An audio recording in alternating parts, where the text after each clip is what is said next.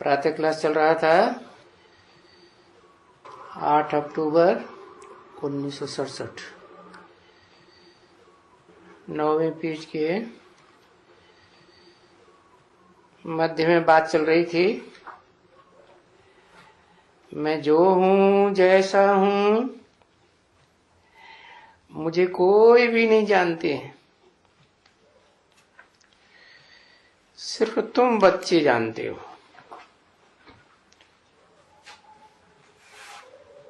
ठीक है ना बच्चे? तो बाप सब कुछ फिर भी हूबहू जैसे कल पहले सुनाया था, जो उन्होंने भक्ति मार्ग में शास्त्रों में अड़गम अगड़म बगड़म लिख दिया है। बाद में मैंने जो सुनाया उन्होंने सारा अगड़म बगड़म कर दिया भक्ति मार्ग के लिए। तो भक्ति मार्ग के लिए सभी धर्मों के शास्त्र चाहिए ना, ऐसे तो नहीं सिर्फ एक देवी देवता सनातन धर्म के शास्त्र हों। तो देखो सभी के शास्त्र हैं ना, इस्लामियों के हैं, बौद्धियों के हैं, क्रिश्चियंस के हैं, फलाने के हैं, आर्य समाजियों का है, बुद्ध इस्लामियों का है, ये चिदाकाशी का भी है। ये जो भी मत हैं उनका अपना अपना शास्त्रों का किताब बनाई दी है। अच्छा, उस सबका अपना अपना धर्म वालों का शास्त्र है। तो भारत का कौन सा शास्त्र है? गीता। अरे भाई, गीता किसने बनाई?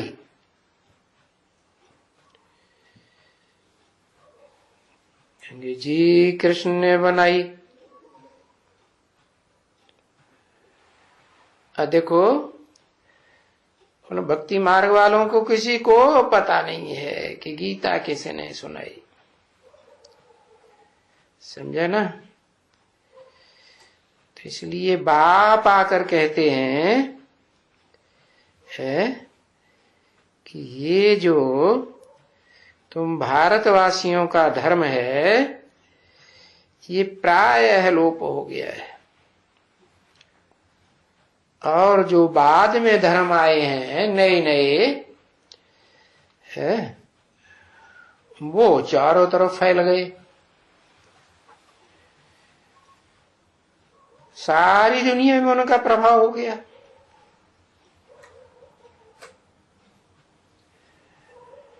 तो किसको भी कोई को भी मालूम नहीं है कि आदि सनातन देवी देवता धर्म किसने स्थापन किया और कब स्थापन किया। और धर्म वालों को तो सबको पता है कि हमारा धर्म पिता कौन है, धर्म का शास्त्र कौन सा है, और वो किसने सुनाया।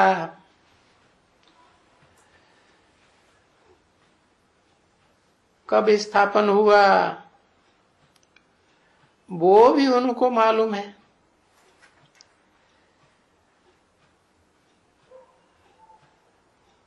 लेकिन इन भारतवासियों का आदि सनातन देवता धर्म कब स्थापन हुआ कोई को पता नहीं, क्योंकि कल्प की आयु ही लाखों वर्ष लगाई थी।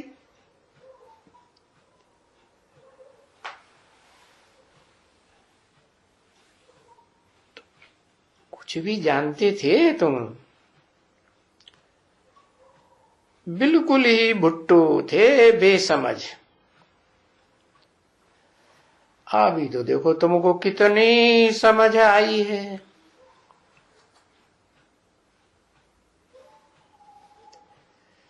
पहले के मुकाबले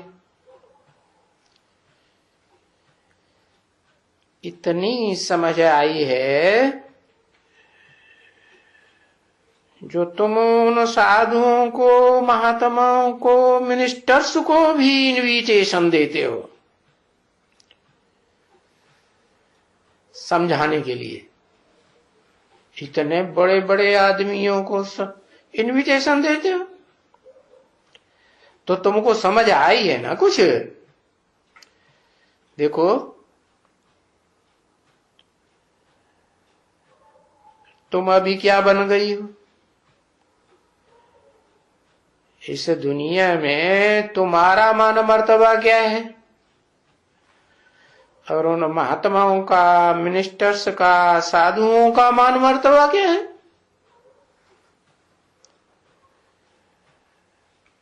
तो देखो अभी विचार करो।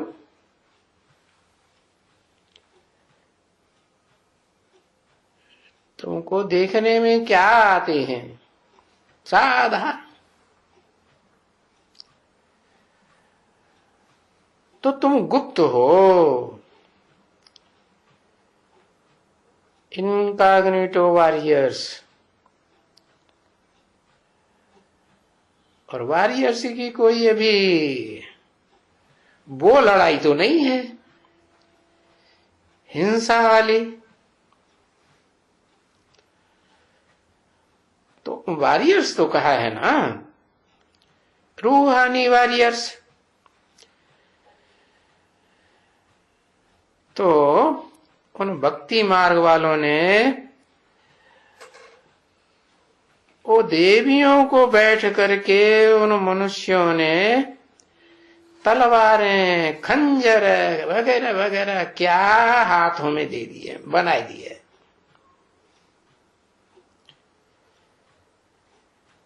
उनकी बुद्धि में तो जिस्मानी लड़ाई बैठी हुई है और तुम तो रूहानी वॉरियर्स हो। तो अभी तुम तो जानते हो यहां खंजर वंजर की कोई बात है क्या। तुम कोई बाहुबल के वॉरियर्स हो क्या। नहीं, तुम तो वॉरियर्स हो योग बल के।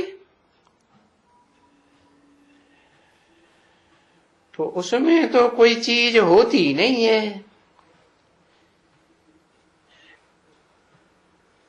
कि तलवारें हों, भाले हों, तोप बंदूकें हों। तो देखो वो तो देह अभिमान के आधार पर जो उन्होंने हिंसक युद्ध किए हैं, भोग बल के आधार पर, और तुम्हारा है योग बल। तो तुम योग बल से विश्व के मालिक बनते हो और वो भोग बल से कोई भी विश्व के मालिक आज तक भी बन नहीं सके। बाहुबल से कभी भी नहीं बन सकते, भले कितने भी एटॉमिक बॉम्ब्स है एक दो को लगाए देवे, कभी भी सारी दुनिया पर जीत नहीं पहन सकते। इसीलिए तो गाया हुआ है भारत का प्राचीन राजयोग, बहुत मशहूर। बस, और वो उन्होंने सिर्फ लिख दिया है भारत का योग बल, भारत का योग। और फिर उनका ये हठ योग भी है।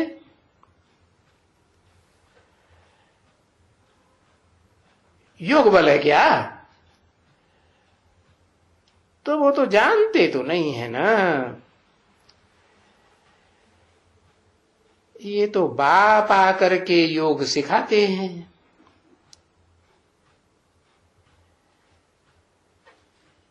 किसको? भोगियों को या योगियों को? है किसको सिखाते हैं? है सारी दुनिया क्या बन गई? हाँ, सारे ही धर्म जो बाद में आए वो तो अच्छा खासा भोग भोगने वाले हैं, भोग ही बनाए दिए। और बाप आकर तुमको योग सिखाते हैं। तो ये दुनिया में किसी को मालूम नहीं है कि ये योग क्या सिखाते हैं। कह देते हैं कृष्ण भगवान वाच। कृष्ण को मंदिरों में बच्चा बना के बैठाई दिया है। वो क्या जाने योग को और क्या जाने भोग को है। बच्चा योग को नहीं जानेगा और ना भोग को जानेगा। बोली कृष्ण भगवान थोड़े ही है।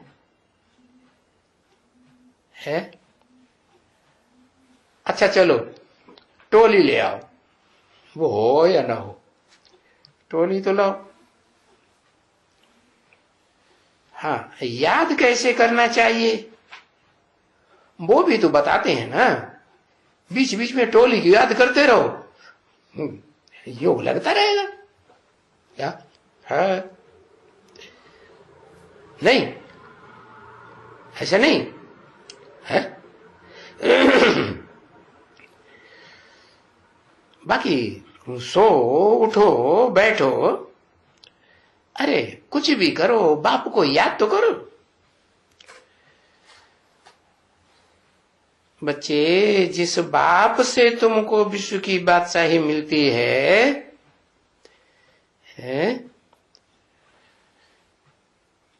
तुम कहते हो ना बाबा हम याद नहीं कर सकते हैं, हमारा योग नहीं लगता है। अरे ये योग योग योग का अक्षर उड़ा दो। ये योग अक्षर है उन हठ योगी सन्यासियों का, तुम्हारे लिए थोड़ा ही है। अरे तुम तो जानते हो ना कि हमारा बाप आया हुआ है, और सो भी साधारण बाप नहीं। वो तो जन्म जन्मांतर हुए, ये तो बेहद का बाप है।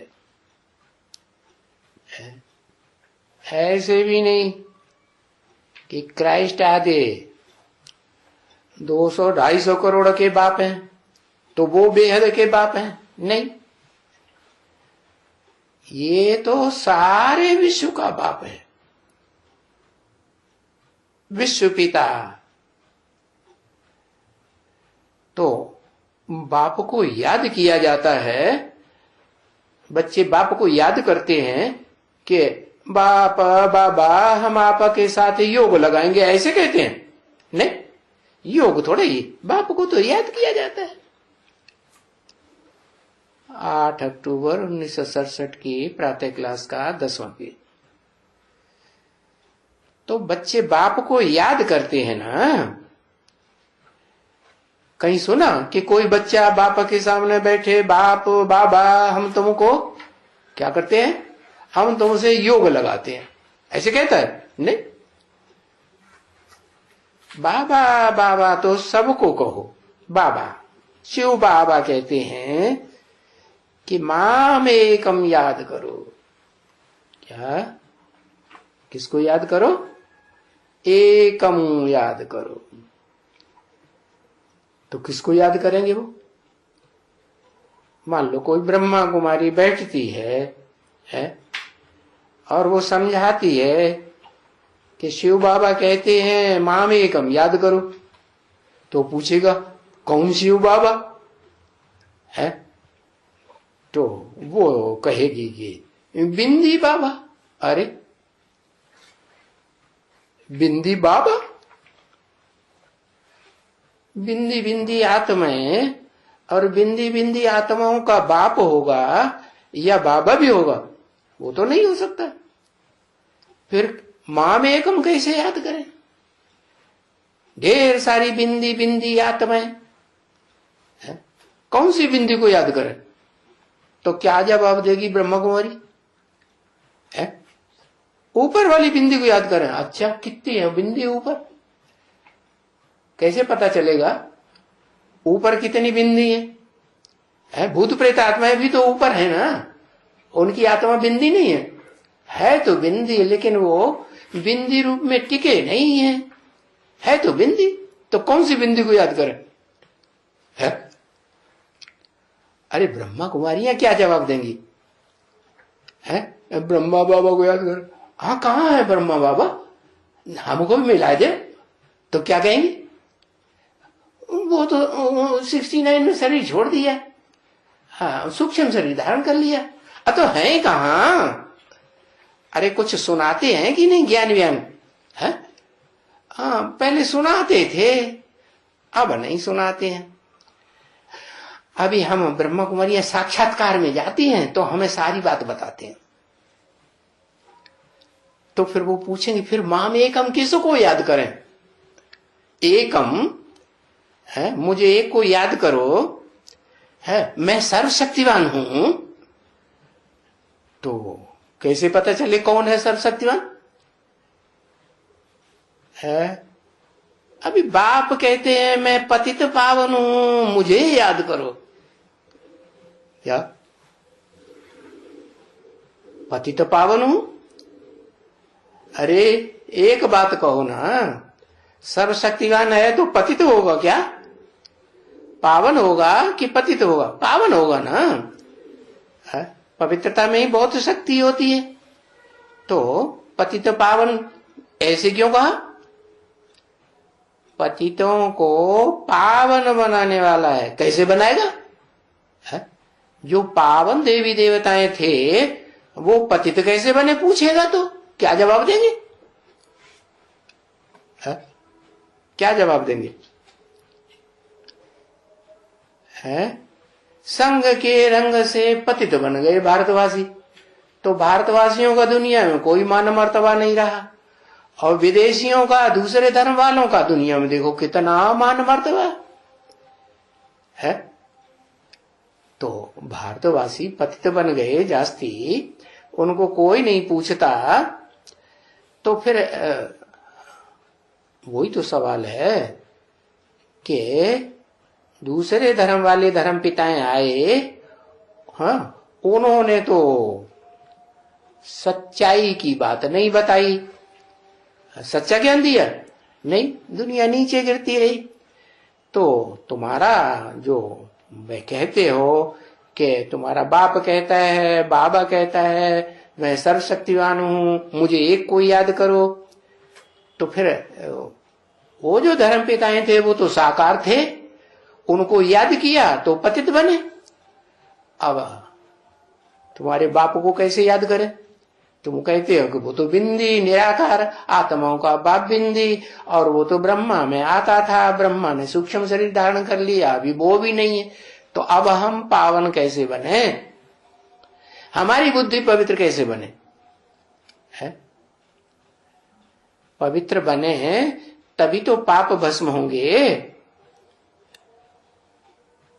ब्रह्मा कुमारी कहती है, हमारा बाबा कहता है तुम्हारा जो भी पाप है मुझे याद करोगे तो भस्म हो जाएगा, कट जाएगा, तुम तमो प्रधान से सतो प्रधान बन जाएगा। जब सतो प्रधान सब पवित्र बने तब फिर बारात निकलेगी। किसकी है? किसकी बारात निकलेगी? हाँ, शिव की बारात निकलेगी, निराकार की बारात निकलेगी। बिंदी बिंदी आत्माएं वो दूल्हा के पीछे पीछे भागेंगी। अरे शिव बाबा के पीछे भागेंगी? अच्छा, बारात निकलेगी तो बारात में बारात में वो बर और बहू वधू दोनों आगे आगे होते हैं ना, है? तो तो क्या तैयार हो गया मामला दोनों का? है तैयार नहीं हो गया। अच्छा, तो बारात कैसे निकलेगी? है फिर बारात कैसे निकलेगी? है और तुम्हें तो ये भी पता नहीं कि वो जिस माम एकम याद करो उसको, वो है कौन जिसको याद करो? तो इसको कहा जाता है इनकारपोरियल बारात। लो, कैसी बारात? कैसे की बारात? इनकारपोरियल माने निराकार की बारात। निराकार की बारात, आत्माओं की बारात। जैसे बारात देखी है यहां मक्खियों की, है शहद की मक्खियां हो, उनका मनारा उड़ता है, तो कैसे बारात उनकी जैसी निकलती है। टिड्डियों, बच्चियां यहां नहीं देखी हैं, ये मक्खियां होती है ना बड़ी वाली यहां, जिसमें मधु निकलती है। तो मधु कहते हैं ना तुम बच्चे। तो यहां पहाड़ों पर इतने इतने होते हैं इनके घर, जिनमें एक एक से 20-20 किलो, क्या 20-20 किलो माखी निकलती है। माखी बाबा शहद को कहते हैं। एक एक घर से इतनी निकलती है। तो उनकी रानी होती है एक, राजा नहीं होता है उनका। मक्खियों की, शहद की मक्खियों की रानी होती है, राजा नहीं होता है। रानी होती है, और रानी के पिछाड़ी वो सब मक्खियां, बस रानी को अगर कुछ हुआ या गड़बड़ हुई तो रानी वहां से भागी। तो इतनी भागेंगी उसके पीछे पीछे, है बूम मच जाएगा। जैसे जैसे मक्कड़ होते हैं ना, भागते हैं, तो देखो कितना आवाज हो जाता है। तो वो माखी भी वो इतना उनका झुंड होता है बड़ा, है जितना ये बड़ा महल है ना, है उसमें वो मक्खियां झुंड जब भूं भूं करके जहां रानी जाकर के बैठेगी, सारा मनार वहां जाकर के बैठ जाएगा, और फिर इतना बड़ा हो जाएगा एकदम मनारा। तो फिर अब टैली करो, ये शिव बाबा की बारात कितनी बड़ी होगी, और इसमें रानी मक्खी निकलेगी तो उसके पीछे कितनी निकलेंगी? है हजारों की तादाद में। तो क्या कहेंगे? शंकर की बारात? अरे शंकर की बारात नहीं कहेंगे, क्या कहेंगे? है शिव बाबा की बारात है। ये शिव बाबा भागेगा तब मच्छरों के मुआफिक तुम सब पीछे पीछे भागे।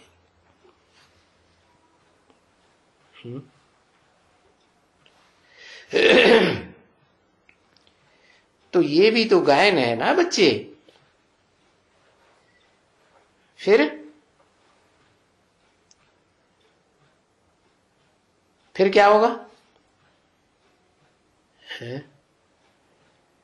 फिर क्या होगा?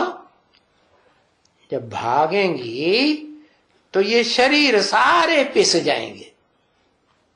विनाश होगा कि नहीं? विनाश होगा, और उस समय ये शरीर सारे पिस जाएंगे।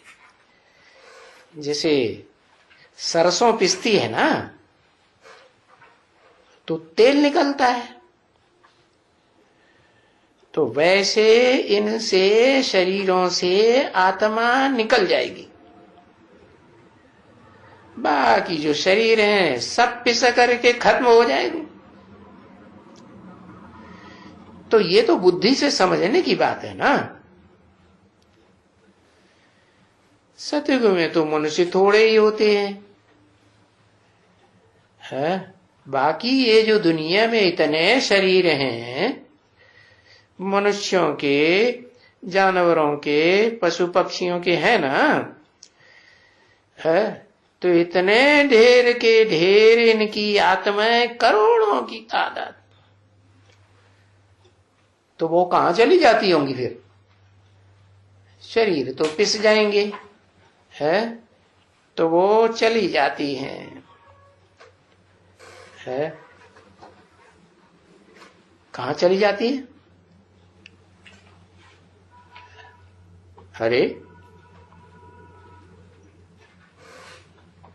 अरे शिव की बारात में चली जाती है। शिव की बारात में भूत प्रेत भी होंगे कि नहीं? के देव आत्माएं ही होंगी, मनुष्यों की आत्माएं नहीं होंगी, वो भी होंगी। तो शिव की बारात में ढेर के ढेर, बाकी शरीर सभी यहां पिस करके खत्म हो जाते हैं एकदम, है,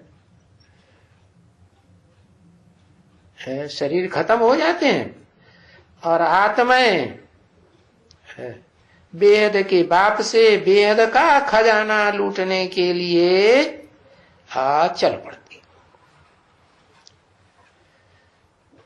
तो कमाई की कमाई है और रिफ्रेश के रिफ्रेश है। तो घूमो, खाओ, पियो, है, जितना घूमना फिरना हो, खाना पीना हो, खाओ पियो। तो देखो, इस याद की यात्रा में बड़ी कमाई है। और भक्ति मार्ग में उनकी कोई की कमाई होती है क्या? कोई भी कहां भी पहाड़ों पर तीर्थ यात्रा करने जावे, कभी भी कमाई नहीं होगी, कदाचित भी नहीं होगी। बस कोई युग में ये कमाई नहीं होगी। बस ये एक संगम युग है, कलयुग और सतयुग का संगम। जो संगम जोर शोर से इस आबू पहाड़ी पर, जहां तुम्हारा यादगार भी है। क्या क्या है यादगार? दिलवाड़ा मंदिर यादगार है, गुरु शिखर यादगार है, अचलगढ़ यादगार है, तुम्हारा ही यादगार है ना। और तो सब आत्माएं दूसरे धर्म वाली होंगी पक्की, वो तो चलने लग पड़ेंगी, उनके गिरजाघर गिरद्वारे वो सब चलने लग पड़ेंगे। और तुम तो स्थिर हो जाएंगे या हिलेंगे? हाँ, स्थिर हो जाएंगे।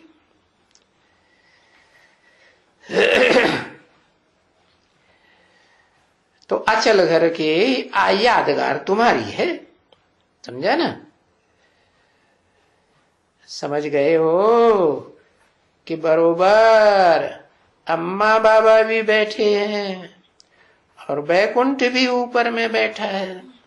यादगार में दिलवाड़ा मंदिर में दिखाया है ना, है, मम्मा बाबा भी नीचे तपस्या में बैठे हैं और ऊपर छत में स्वर्ग दिखाया है देवताओं को। बच्चियां आधर कुमारी भी हैं और यहां कुमारियां भी हैं। तो यादगार है ना, यहां आधर कुमारी की यादगार है ना। आधर कुमारी का भी मंदिर है।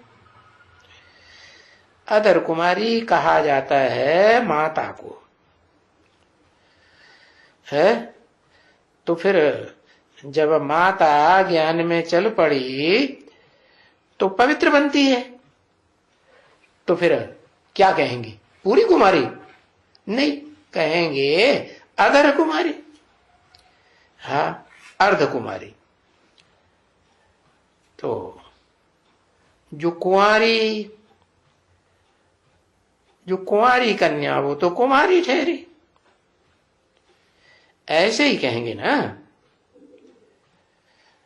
तो मम्मा भी बैठे हैं, वो भी बैठे हैं, है, मम्मा कुंवारी है और बाबा भी बैठे हैं, वो अधर कुमार। हाँ, तो मंदिर में यादगार है। ऊपर में वैकुंठ लगा हुआ है। ऊपर में माने ऊंची स्टेज में, जब तुम याद की ऊंची स्टेज में चढ़ जाते हो है, तो तुम्हारा यादगार है ये। ऊंचाई पे बनाते हैं कि नीचे बनाते हैं? ऊंचाई पे बनाते हैं। तो देखो है ना पूरा यादगार। तुम भी ड्रामा के प्लान अनुसार यहां आकर के ये यज्ञ के सेंटर पर सभी यहां बना है ये यादगार। जहां तुम्हारा सेंटर है वहां यादगार भी बना है, क्योंकि यहां इसलिए आए कि यहां सारा यादगार है, और वहां पाकिस्तान में तो यादगार नहीं था। वहां तो हमें रहना ही नहीं था। कहां? पाकिस्तान में। ड्रामा में ही नहीं था। फिर यहां आ गए हो तो देखो कहां आकर के बैठे हो। पाकिस्तान में बैठे हो? नहीं। पाक माने क्या? पाक माने पवित्र। पवित्र स्थान में नहीं बैठे हो। हा? अरे कहां आकर बैठे हो? हा? अभी क्या कहें माउंट आबू को पाकिस्तान कहें है या नहीं कहें? नहीं कहें। क्यों? फिर यहां क्यों आए? पाकिस्तान को छोड़ करके यहां क्यों आए? अरे वो देह अभिमानियों का पाकिस्तान, और तुम्हारा रूहानी सेना है। तुम रूहानी आत्मा हो तो यहां आकर के बैठे हो, और तुम मीठे मीठे रूहानी सिकील दे बच्चे हो। 5000 वर्ष के बाद फिर से आए मिले हो, क्योंकि ये ड्रामा का पार्ट ही ऐसा है। ये सारा चक्कर 5000 वर्ष का है। तो घड़ी घड़ी 5000 वर्ष भी कहते रहेंगे। रूहानी बच्चों प्रति रूहानी बाप व दादा। देखो रूहानी कौन है? अरे अभी बोला रूहानी बच्चों प्रति रूहानी बाप व दादा। तो देखो इनमें रूहानी कौन है? रूहानी तो बाप है, और दादा है? दादा तो रूहानी बाप नहीं है। देह अभिमानी है, देह अहंकार है या नहीं? देह अहंकारी है ना बच्चे। तो कहेंगे वो बच्चा है। कौन? ब्रह्मा बाबा क्या है? बच्चा है। अच्छा वो बच्चा है, और तुम सब क्या हो फिर? है? तुम सब बड़े हो गए। अच्छा वो बच्चा है तो तुम सब बच्चे की औलाद बच्चे ही होगी ना, फिर बच्चा बुद्धि। तो समझो कि रूहानी बाप और दादा का याद प्यार और गुड मॉर्निंग। ओम शांति।